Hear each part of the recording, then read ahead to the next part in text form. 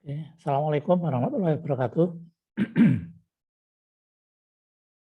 Selamat pagi, selamat jumpa kembali di kuliah kita pagi ini di energi terbarukan. Ya. Kali ini kita akan membahas tentang solar power.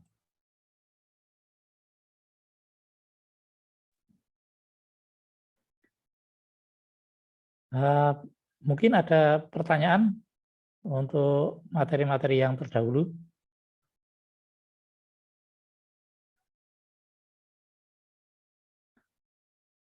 Kalau tidak ada, ini saya langsung ke sini. Ya.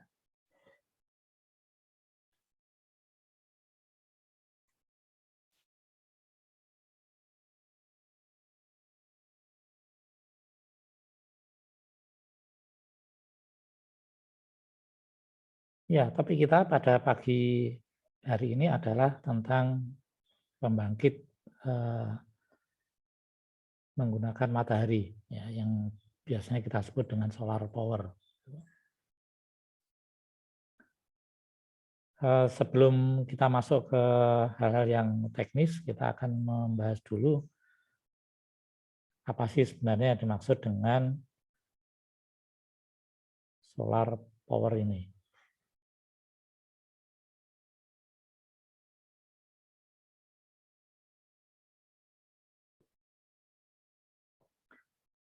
Yang pertama ini, kita itu sebenarnya bumi ini menerima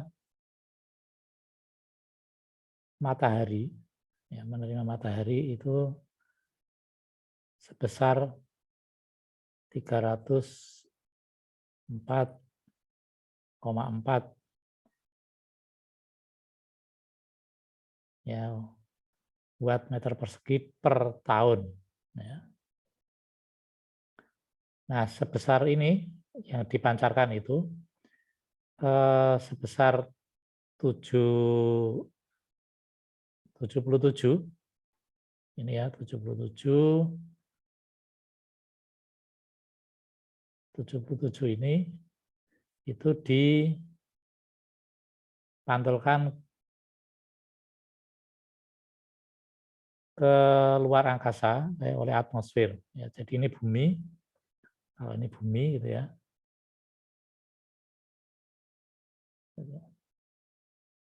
Kemudian diserap atmosfer itu 77,1. Ya. Kemudian jadi ketika sampai di bumi, ya, ketika sampai di permukaan bumi ini, itu diserap oleh bumi itu 163,3. Ya. Nah, bumi sendiri itu juga memantulkan ke sana sebesar 22,9, sehingga total yang dipantulkan kembali ke luar angkasa itu 99,9. Ya. Oke. Nah, persoalannya adalah jadi dari ini ya, dari total matahari yang masuk ke sini itu bumi itu menyerap 0,6. Ya. Nah, tetapi bumi sendiri itu juga menghasilkan kalor ya sebesar 398,2 ini. Nah, kemudian diserap atmosfer 352. Ya, kemudian diteruskan ke ruang angkasa 169,9. Ya, kemudian ya ini diteruskan oleh awan itu ditambahi 29,9. Ya, ini jadi greenhouse. Kemudian panas konveksi 18,4. Kemudian latent heat itu 86,4. Ya, jadi perubahan antara air cair ke uap gitu ya.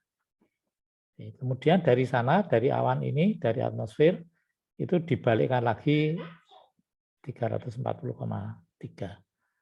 Jadi inilah yang membuat ini greenhouse gases ini yang membuat kita itu di makin lama makin panas. Ya.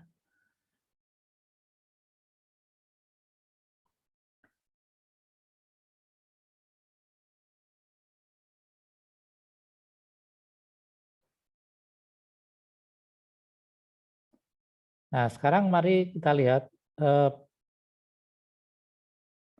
potensi dari energi yang diberikan oleh energi terbarukan. Yang pertama, ini dihitung per tahun ya. Ini dihitung per tahun. Dunia itu mengkonsumsi 16 terawatt per tahun. Ini, ya.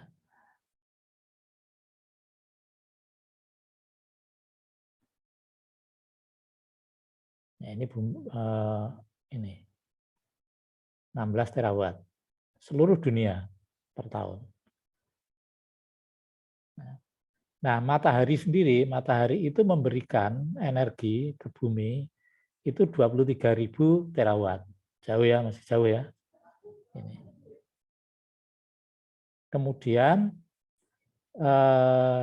arus laut itu 0,3 terawatt, gelombang itu 0,2 sampai 2 terawatt, geothermal itu 0,3 sampai 2 terawatt, hidro itu 3 sampai 4 terawatt, biomasa 2 sampai 6 terawatt, dan angin itu sekarang 25 sampai 75 terawatt. Jadi yang paling besar ini adalah matahari. Ya, potensinya sangat besar. Nah, sekarang mari kita lihat cadangannya. Ini cadangan ya. Batu bara itu 900 terawatt tahun. Jadi maksudnya begini, kalau kita pakai 900 terawatt, itu berarti hanya cukup 1 tahun. Tapi kalau kita pakai 90 terawatt, ini akan bisa kita pakai sampai 10 tahun. Gitu ya. Uranium itu 90 sampai 300 terawatt, minyak itu 240 terawatt tahun, kemudian gas alam 215 terawatt tahun. Jadi maksudnya karena ini itu ditambang ya, 3 ini itu lama-lama habis, sehingga kemudian kita menengok ke energi terbarukan ini. Potensinya masih sangat besar, terutama matahari. Tantangannya pasti teknologinya. Nah, ini peta dunia yang menunjukkan paparan matahari di bumi.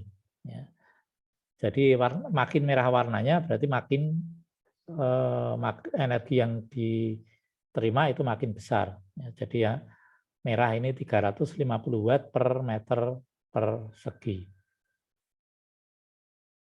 Sedangkan khusus yang titik-titik ini itu bisa 18 terawatt ekivalen. Maksudnya ekivalen ini disamakan dengan minyak.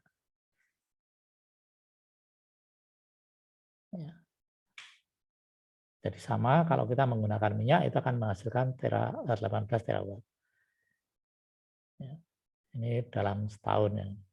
Nah, tapi kalau kita lihat di sini Indonesia yang mendapatkan paparan matahari yang cocok untuk energi matahari itu di daerah ini dan sini. Ya. Sedangkan Afrika ini hampir semuanya. Ini Afrika itu hampir semuanya.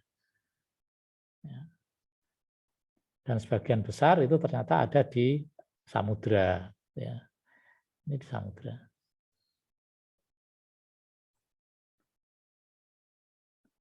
Oke, ada pertanyaan sampai sini?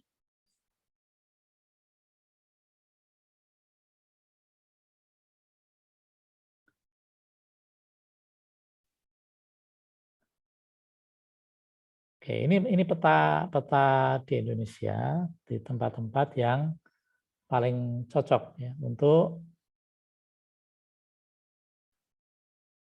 digunakan atau diterapkan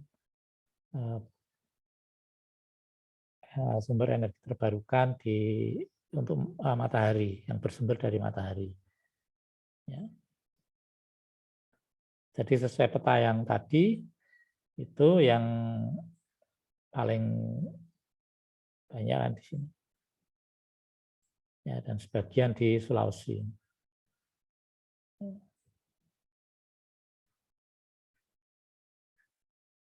Apakah misalnya apakah di Jawa Tengah ini bisa gitu? Ya bisa, nah, tetapi hasilnya tidak maksimal. Ya.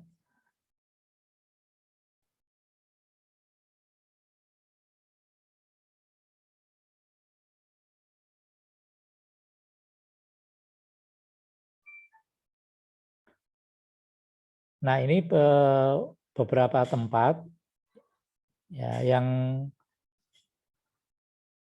bisa kita pasang solar cell ya, dan berapa jumlah energi yang bisa diperoleh. Gitu ya. Jadi dalam satu hari ini kalau warnanya makin gelap di sini, itu dalam satu hari itu bisa menghasilkan 4,6 ya. Misalnya di sini ya di Nusa Tenggara Timur misalnya, ini satu hari bisa 4,6 kilowatt. Ya. Sedangkan daya ini KWP ini berarti peak ya. Peaknya atau peaknya ini bisa 4,6 kilowatt hour. Ya, jadi dalam setahun itu bisa menghasilkan 1.680 kilowatt hour. Nah, gimana kalau yang di Semarang? Semarang ini warnanya kira-kira di sini ya, Semarang. Warnanya ini. Ya, kira-kira 3,8 kilowatt jam per hari. Ya. Masih bisa, masih memungkinkan. Ya. Tapi hasilnya tidak sebesar pada di daerah ini.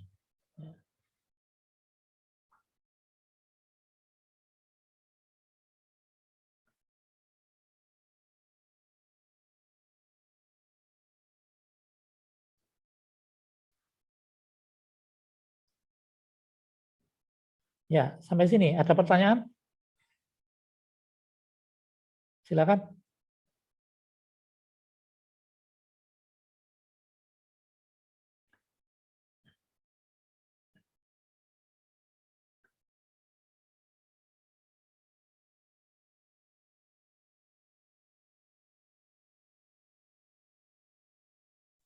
Nah, kenapa energi terbarukan ini penting buat kita? Ya, karena ini kita sudah merencanakan tahun 2060 itu sudah tidak ada lagi pembangkit batu bara. Jadi semua listrik itu akan dihasilkan dari pembangkit-pembangkit yang ramah lingkungan.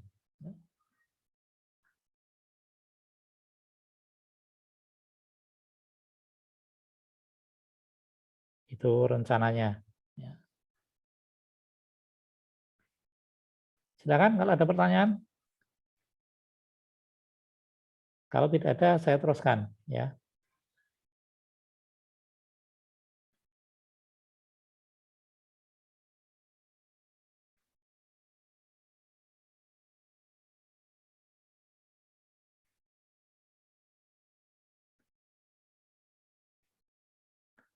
Nah, kita akan mendapat istilah-istilah yang mungkin sudah pernah Anda dengar atau Anda tahu. Yang pertama itu adalah ini ya, solar energy. Nah, yang disebut sebagai solar energy itu adalah energi yang diperoleh dari pancaran sinar matahari.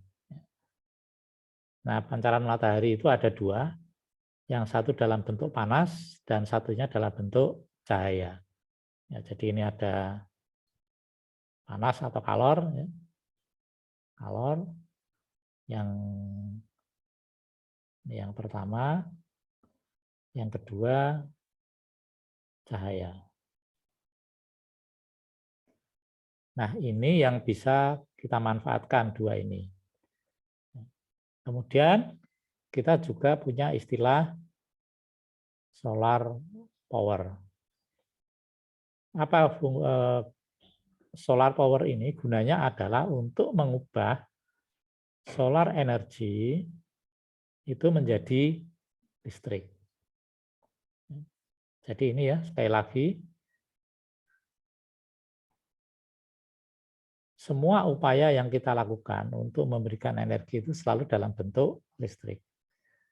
Ya, alasannya seperti sudah kita tahu, karena listrik inilah yang paling mudah untuk diubah ya, menjadi bentuk energi yang lain. Ya, listrik itu mudah diubah untuk menjadi kalor, gitu ya.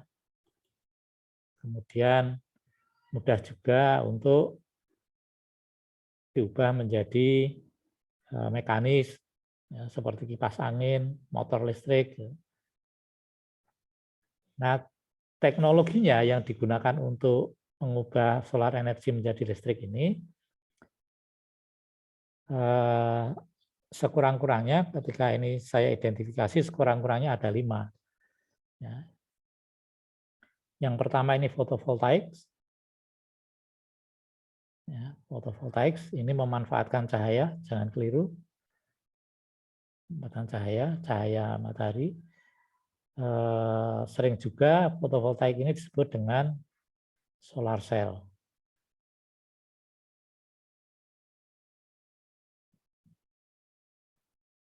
Ini namanya foto, itu berarti cahaya. Ya. Sedangkan voltaik ini tegangan listrik.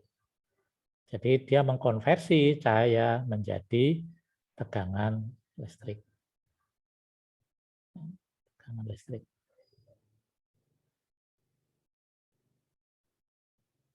Yang kedua itu ada thermoelectric converters.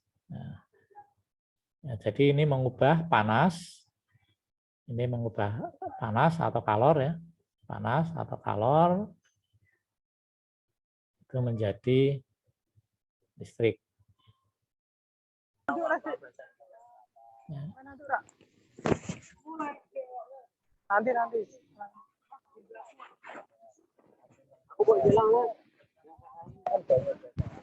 Ya, jadi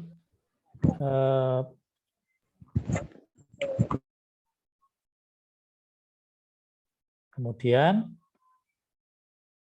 thermoelectric converters ini juga kita jumpai itu mengkonversi listrik menjadi pendingin ya, jadi kalau ini kalor itu kita ubah menjadi listrik, maka kemudian ini juga prosesnya bisa kita balik ya, jadi listrik ini akan mengambil kalor ya. Ini yang disebut dengan efek Peltier.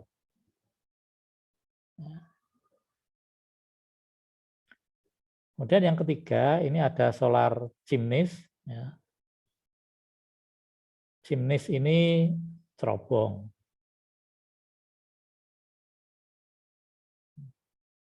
Ini teknologinya mirip dengan wind turbine. Ini mirip dengan wind turbine. Ya, nanti akan kita bahas ya di pertemuan yang akan datang. Ya. Kemudian ada solar pond. Pond itu adalah itu kolam. Ini teknologinya itu mirip dengan PLTU. Ya, dia akan butuh ada pompa, kemudian ada heat exchanger atau boiler gitu ya. Boiler, kemudian ada turbin uap dan ada kondenser. Kemudian yang kelima, concentrating solar power, ini sudah mirip PLTU, ya lebih mirip ini. Karena panasnya langsung dipakai untuk menggerakkan, untuk menghasilkan uap yang dipakai untuk menggerakkan turbin uap. Oke, ini sementara yang bisa saya sampaikan. Ya, ada pertanyaan?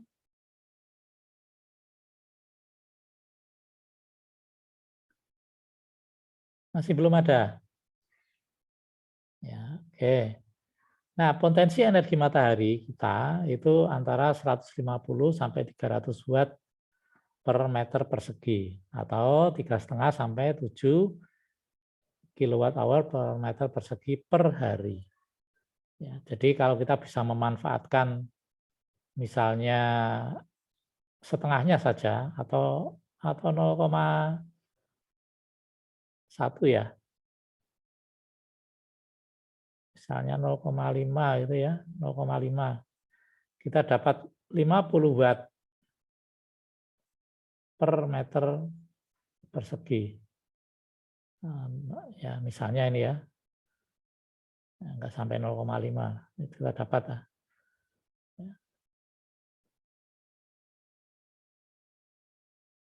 Nah, ini kan energi gratis ini. Kita nggak beli sumber energinya. Nah, kemudian cahaya dari matahari itu dibagi menjadi dua cahaya, yang satu cahaya nampak dan yang lainnya adalah ultraviolet.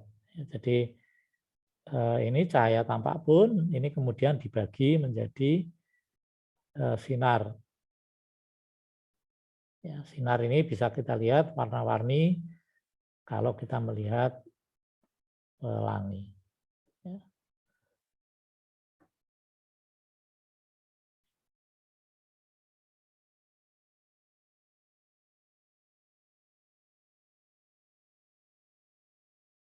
Nah, aplikasinya di energi matahari itu ada dua pembagian pokok. Yang pertama itu ini ya, aktif ya. Kemudian yang kedua adalah pasif. Perbedaannya adalah pemanfaatannya itu menggunakan peralatan lain ya untuk membantu menghasilkan keluaran yang berguna.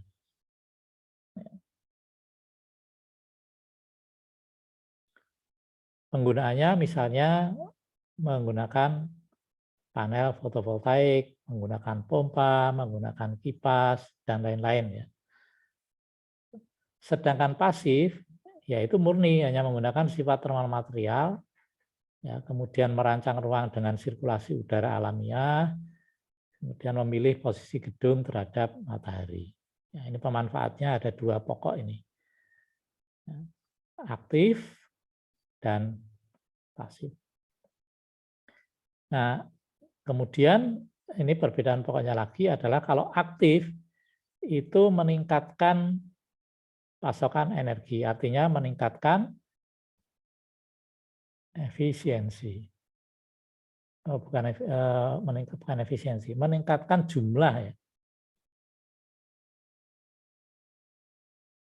Meningkatkan jumlah ya.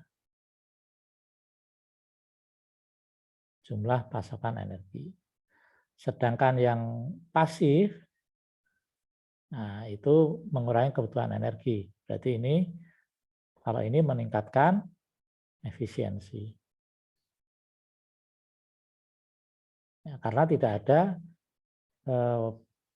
energi yang masuk ke dalam sistem.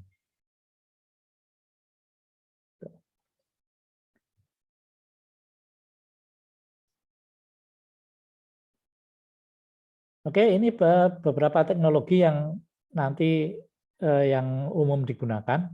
Ya, yang pertama ini tadi ini adalah konsentrator yang mirip dengan PLTU. Ya, intinya adalah memusatkan panas matahari ke suatu tempat.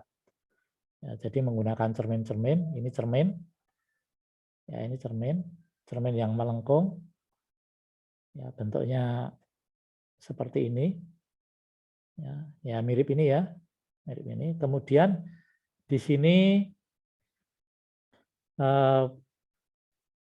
memanaskan air untuk menjadi uap. Jadi ini adalah boiler. Ya, uap dari boiler nanti akan dipakai untuk menggerakkan turbin uap. Begitu juga yang ini, ya ini juga ini cermin, ya ada cermin, dan semua itu memusatkan panas ke sini. Ya ini juga sama, ini akan berfungsi sebagai boiler juga. Nah kalau yang ini itu memanjang, kemudian memanaskan pipa-pipa sepanjang ini. Jadi air itu akan diuapkan di sepanjang pipa ini.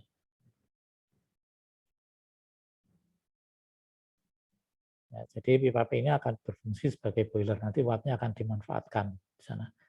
Nah yang keempat itu menggunakan parabola.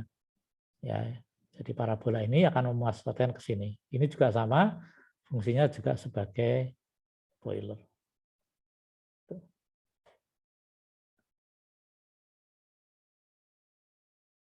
Oke, saya kira itu yang untuk kesempatan kita pada pagi hari ini. Ya, ada pertanyaan? Tanya Pak, Ya, silakan Pak. untuk cerminnya tadi itu mengikuti gerakan mataharinya atau maksudnya secara manual atau dia ada otomatis mengikuti misalnya dari pagi, siang, sore itu kan pergerakan mataharinya diikuti sama cerminnya atau harus ada manual operatornya? Untuk teknologi yang sudah terpakai itu mengikuti gerak matahari. Jadi dia secara otomatis itu akan mengikuti gerak matahari supaya tetap terpusat pada satu titik gitu. Berarti operasinya hanya siang saja Pak ya, karena kalau malam kan kita nggak dapat panasnya gitu. Betul. Ya, itu tantangan kita. Itu tadi bagaimana menyimpan energi itu supaya bisa digunakan pada saat malam hari. Gitu. Ya. Kira-kira bagaimana cara menyimpannya? Kita kan punya masalah di energi terbarukan itu penyimpanannya. Ya, misalnya angin itu juga tidak tentu. Ya, apalagi ini matahari. Ya, matahari itu hanya efektif pada mulai siang, mulai jam 10 sampai jam 3 paling ya. Jam 3 itu sudah redup, jam 10 juga belum cukup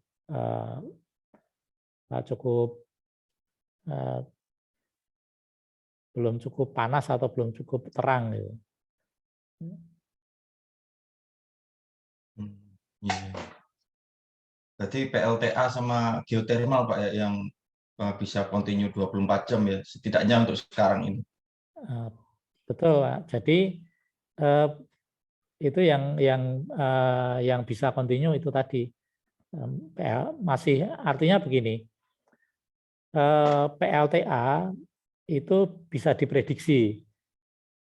Ya, bisa diprediksi apa ya? Powernya itu bisa diprediksi meskipun itu dipengaruhi oleh alam ya. Itu masih bisa diprediksi. Jadi kapan peak-nya, jadi kapan itu airnya sedikit, kapan banjir itu bisa diprediksi. Nah, geothermal itu lebih stabil, ya lebih stabil. Nah, yang paling stabil memang yang menggunakan bahan bakar fosil tadi, karena tidak dipengaruhi oleh cuaca atau alam gitu. Hanya pasokan ini aja bahan bakarnya. Nah, kemudian sumber energi yang lain itu tadi arus laut. Arus laut itu juga mudah diprediksi. Ya, jadi kapan itu rob, kapan tinggi, kapan terjadi, itu semua bisa diprediksi. Ya, nah, persoalannya tadi, bagaimana cara menyimpannya.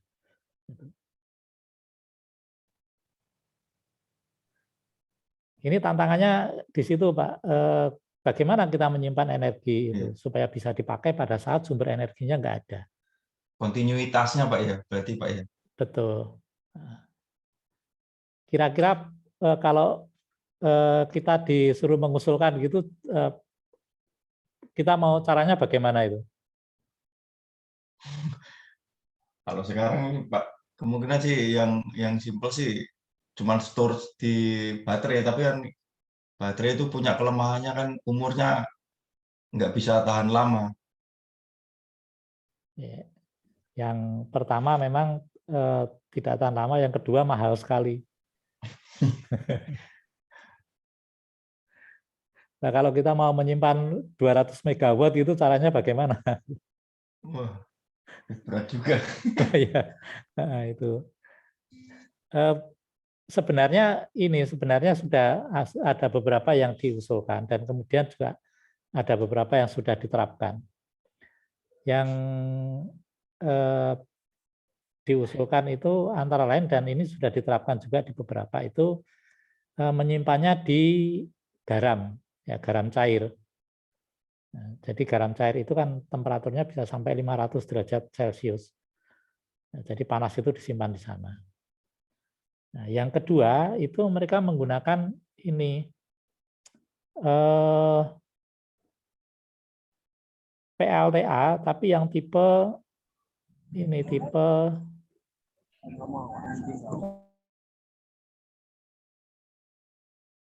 tipenya reverse pump. Oh iya, yang bisa membalik ngisi ke atas itu. Jadi ketika listriknya lebih, jadi misalnya begini, dia bikin apa? Bikin reservoir itu di sini. Ya, dia bikin reservoir di sini. Kemudian ini mereka juga sama bikin reservoir juga di bawah. Gitu. Nah, di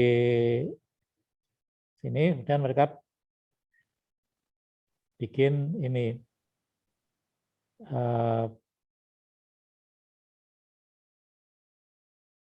pembangkit di sini. Ya, di sini diberi turbin. Ya. Nah, ini turbin. Nah, turbin ini selain berfungsi turbin juga bisa berfungsi sebagai pompa. Ya. Nah, ketika misalnya pembangkit itu solar itu kelebihan listrik nggak terpakai, itu mungkin di siang hari atau kapan itu tidak terpakai, maka ini digunakan untuk pompa air ini ke sini. Gitu. Nah, nanti ketika ini dibutuhkan beban yang tinggi, ya, di mana solar cell itu sudah tidak berfungsi, ini dialirkan ke sini untuk pembangkit. Ya. Nah, ini sudah banyak diterapkan. Jadi dikombinasikan dengan ini solar dengan wind power. Ya, wind power juga menggunakan ini.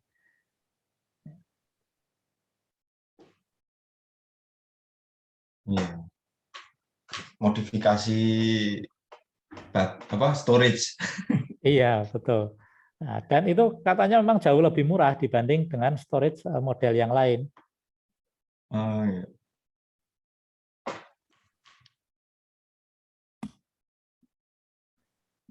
Ya, itu di masa depan inilah yang akan kita hadapi. Ya, ketika bumi ini makin panas, ya, iklim sudah berubah, kemudian itu mengancam pangan. Nah, yang kemudian terjadi bencana gitu.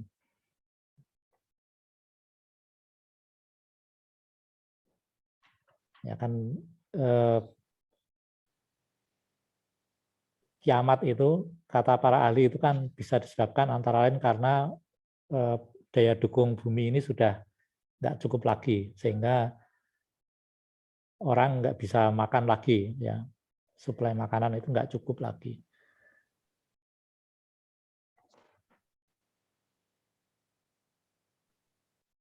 Ya, meskipun kita sudah masuk ke era revolusi industri keempat, ya, di mana kita pakai Internet of Things, ya, tetapi revolusi industri keempat 4.0 ini tidak akan berarti apa-apa kalau tidak ada energi yang disuplai. Ya, semua akan mati kembali ke zaman batu kalau energinya nggak ada.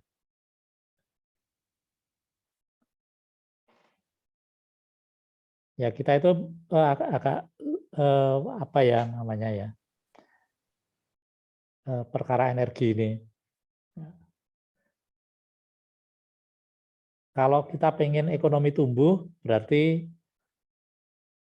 harus ada suplai energi yang memadai untuk pertumbuhan ekonomi.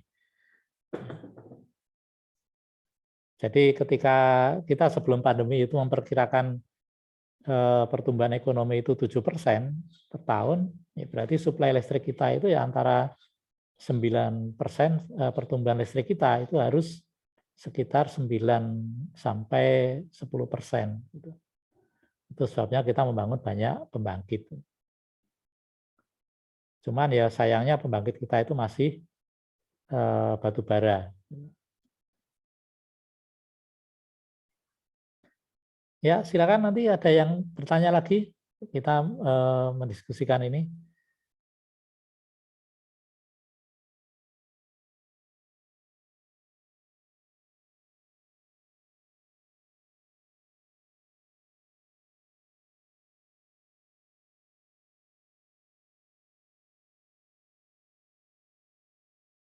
Tidak ada. Ya, oke. Saya ingin memberikan tantangan kepada Anda semua itu untuk ini merebus telur, ya merebus telur pakai sinar matahari. Ya, 1 butir telur saja. Nanti hasilnya Anda laporkan di kapan ya? Akhir Desember ya. Telur apa, Pak? Telur ayam. Pak? Telur ayam. Maaf, atau Pak. Gimana? Sekarang cuacanya mendung terus sih, Pak. Gimana, Pak? Ya nggak apa-apa. Kalau itu kan kerjaan engineer untuk apa namanya memecahkan masalah itu kan.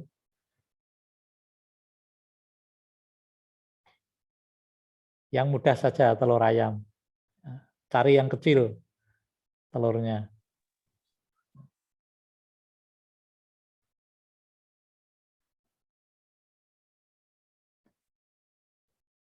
Ini peralatannya simpel, ya, tidak sulit, mudah dibuat. Anda laporkan mateng atau tidak mateng gitu kan. Kalau perlu Anda mengukur temperatur di dalam alat yang Anda ciptakan itu.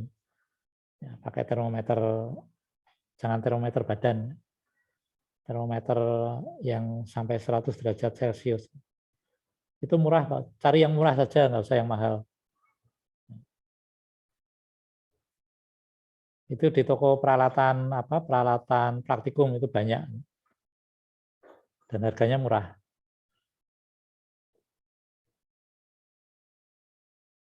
Yang Anda pakai itu yang Anda pakai praktikum fisika.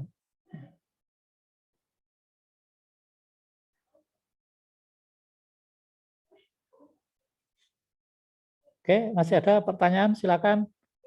Kita membahas ini awal-awal bagaimana kita memanfaatkan energi matahari ini. Ya, potensinya besar sekali, tapi kita belum seluruhnya bisa memanfaatkan. Nah, tantangan yang terbesar itu untuk pemanfaatan matahari ini adalah untuk mendinginkan ruangan. Bagaimana memanfaatkan panas atau cahaya ini untuk mendinginkan ruangan.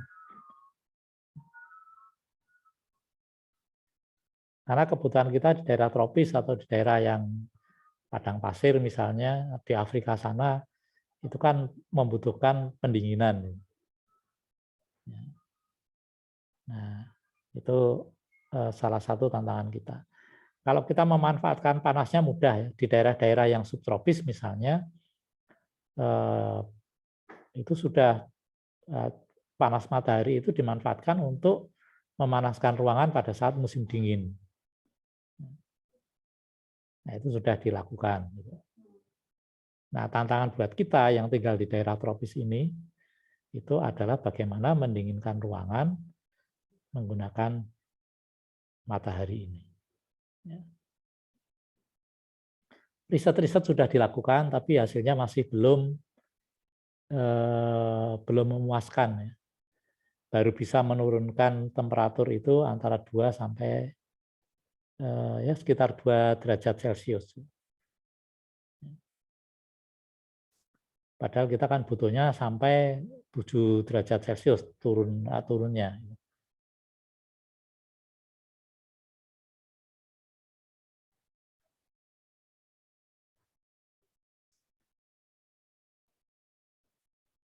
Bahkan kalau kita lihat evaporator itu temperaturnya kan sampai minus 3 derajat Celcius. Refrigerannya itu.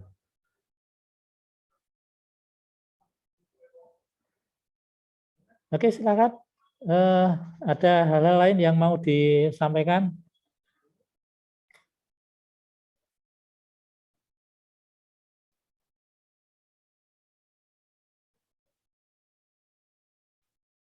Sebelum kita tutup.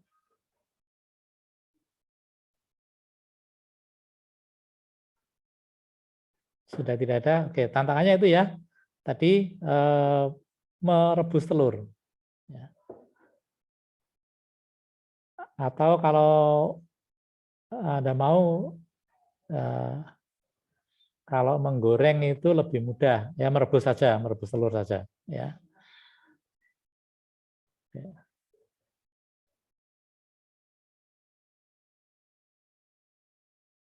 Oke, saya kira cukup ya pertemuan kita untuk pada pagi hari ini. Oke, terima kasih atas kehadirannya pada pagi hari ini. Mudah-mudahan ini memberi manfaat. Kita akan lanjutkan nanti pada pertemuan yang akan datang ya tentang teknologi untuk solar power ini. Saya kira cukup. Wallahul muwaffiq ila aqwamit thoriq. Assalamualaikum warahmatullahi wabarakatuh. Waalaikumsalam warahmatullahi wabarakatuh.